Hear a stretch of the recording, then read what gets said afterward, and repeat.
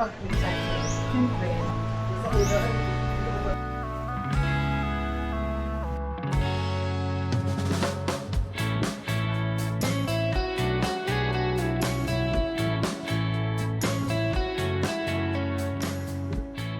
Ayan, so ipapakita ko naman sa inyo yung hostel kung saan ako nakastay.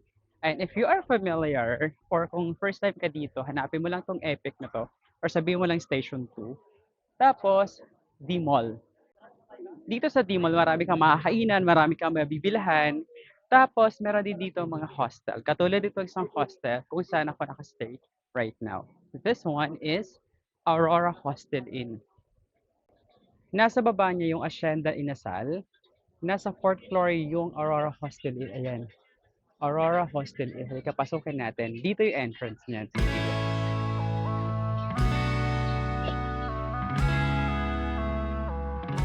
So, dire-diretso ka lang hanggang 4th floor kasi nandun yung kanilang hostel. So, ito yung daan na papunta doon sa 4th floor.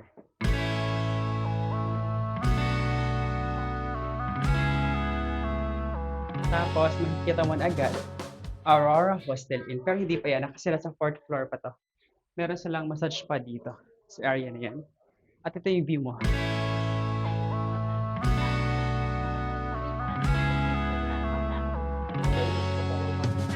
Morning! Yan yung view mo na makikita every morning. Yan daw. Sige. Mag-preach ka na muna, Arky. Yan, akyat pa. Sa akyat pa at makikita mo na agad yung Aurora Hostel Inn. Nasa 4th floor siya. Yan yung entrance. Sa 4th floor pero ang ganda ng view mo pa rin.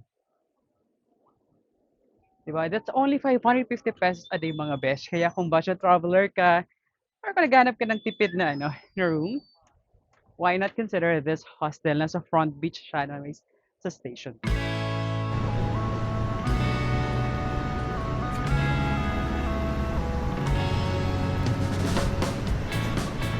Pasukin natin yung isa sa mga nakita kong hotel dito sa Boracay. This one is a hostel hotel dito sa Boracay and Front Beach. Alam mo ba, lahat kami dito ay may sarili-sariling key card at saka merong padlock para doon sa locker mo. Halika, pasukin natin. So, just tap your key card here. Open na siya. Yan. So, this is the hostel. Ito is para sa private. So, kung gusto nyo po kung 4 kayo or 5, this is a private room. Pwede nyo i-rent yan.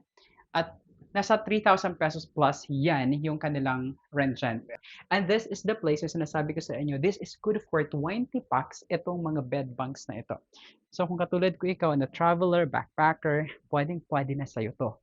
Ayan, for only as 550 pesos, ang ganda ng place nila. Halika, ikutin natin. So, yan yung mga bed bunks nila.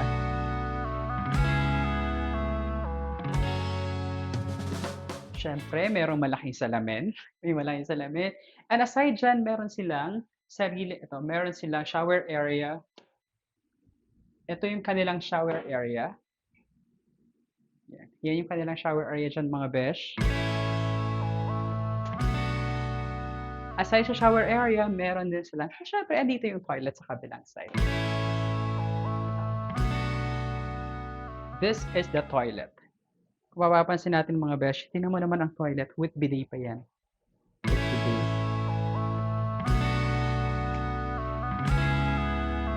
Yan. Ang laki ng place. Actually, yung place na to, bago lang. Kakastart lang na to nung November. Kakastart lang nung November 2025. And nahanap ko lang to actually sa Google Map. Naghahanap kasi ako ng pinakamurang hostel sa Boracay. At lumabas ito, si Aurora Hostel Inn. Kaya naman sabi ko, ita-try ko siya kasi baka maganda naman talaga. O, diba? So, check natin. Halika, punta naman tayo dun sa bed natin. Ayan. So, this will be my bed for 3 nights. Meron itong, 24 hours yung air condition nila. Hindi yan pinapatay. Meron silang free water. And merong wifi. May pa-wifi mga besh. So, kung working ka, pwede na sa'yo dito. At syempre, di ba lahat naman tayo, gusto natin ng privacy. So, may konting privacy. Meron tayong sariling curtain. Plus, meron silang, ay sorry, natanggal yung curtain.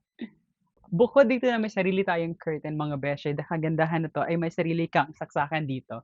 So, meron siyang outlet plus meron din siyang sarili niyang ilaw. Ito yung ilaw niya. Oh, 'di ba? If you need privacy, kung gusto mo mag-makeup, gumawa ng videos, mag-edit diyan, puwedeng-puwede. And the good thing merong, towel at meron ding ayan, meron din silang kumot, 'di ba? So, ano pang hinihintay natin? So, ngayon ang tatanungin mo, paano naman yung gamit mo? Is it safe po ba? Well, the good thing is meron silang provide sa atin na padlock para sa yung locker. Yung locker is makikita mo dito sa ilalim ng kanilang bed. So, here's the locker or kung anong kailangan mo kasi meron naman tayong lock dito. Okay? So, safe pa din. Yan. So, kung may important documents or may gamit ka na kailangan mong itago or yung bag mo, pwede mo ilagay dyan sa baba. Let's go!